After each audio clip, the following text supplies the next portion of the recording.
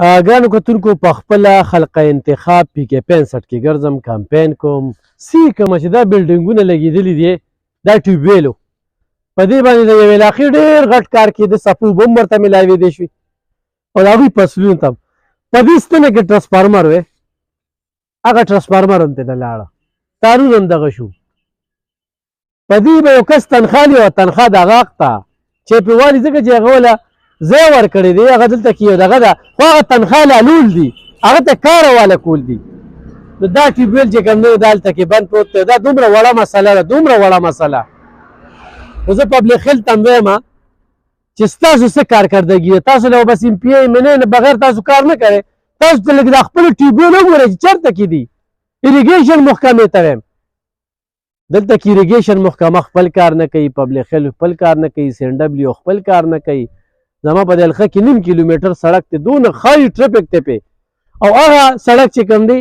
هغې دپاره ما څو پیرې چاندې مو کړې کټ مې مو لګو ما پې شینګل هم واچول خو دغه سین ډبلیو محکمې ته پنډ هم راغلی د مومنډ هم نه د هغې هغه څوک تپوس نه کوي نو دا ټیوبویل چې کوم دی دا بند پروت دی انشاءالله د خلکو سره مې واده ده چې دا ستاسو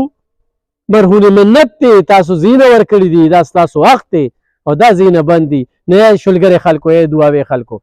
دې پرې خپل ځانونه وپېژنئ الله پاک موږ چې انسان خپل ځانونه پېژني که نه ترکه مې به دې خانانو پسې ځې په رب مې دې قسم وي چې ما هم صحافت وکړه که نه تپوس هم ترې نشی کولی څلورو کسو ته به خبره وایې نو پنځم ته به رسي صاحب ته به رسي ما ته یو کس وي بیا څه نه چې بیا راله راځې نو ما یې وروره دا وي چې بیا را سره میلاوېږې نه نو ما ورته جواب څو ما ته به ټیلیفون کې چې څومره وخت کې اوزګارېږم نو زه به ستا ځای ته راځم شواروز کې راځم نیم شواروز کې راځم خو تاله به راځم د ستاسو دا کړونه ختموم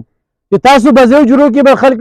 خواري کښت دلته په ګرانۍ چولې دي بجلي نشته ګیس نشته مهنګایي د حد نه زیاته ده او تاسو چې یو ورځ هملته ځای شي زه ولې جلسې نه کوم په دې جلسو راځي خرچې